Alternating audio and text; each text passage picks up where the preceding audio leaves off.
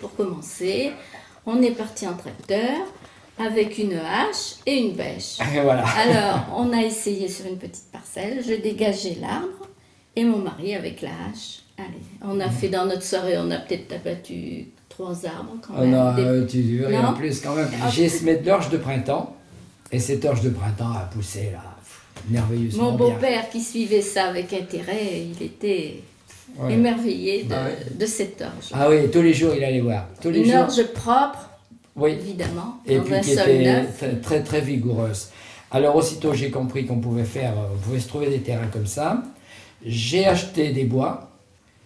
Et le service des eaux et forêts a eu un petit peu peur, qu'il y ait beaucoup de défrichage, et puis s'est dit bon, il faudrait peut-être limiter un petit peu, les remembrements qui ont défriché aussi, et ça fait l'objet d'un accord. Dans le bureau d'ingénieur, on a tiré un trait, voilà, il me dit au sud de ce trait, je vous donne l'autorisation de défricher, et au nord, vous faites un reboisement en résineux. Parce qu'à l'époque, c'était les résineux, on pensait qu'aux résineux. Alors, j'avais remarqué des noyers dans la région qui poussaient bien. C'est vrai qu'il y en avait beaucoup. Dans tous les champs, il y avait des noyers. Dans tous les champs, il y avait des noyers, oui. Et j'avais acheté le livre de Caravel sur la culture du noyer. Alors là, c'était ton livre de chevet. Ah oui, on l'a étudié. On l'a regardé sur toutes les coutures. Parce qu'il ne fallait pas se tromper. Non, il fallait faire des arbres qui poussent. Et Monsieur Caravel est venu à la maison. Oui.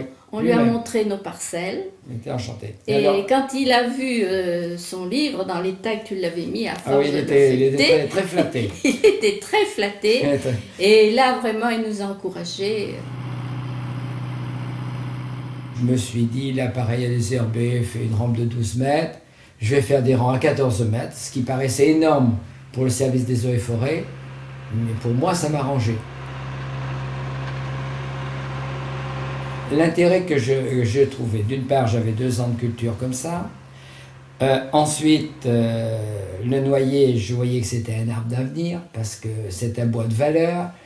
On était à peu près sûr que chez nous, il pousserait bien. Et je me disais, je vais mettre un capital en place. Parce que ce capital, ça a quand même un intérêt.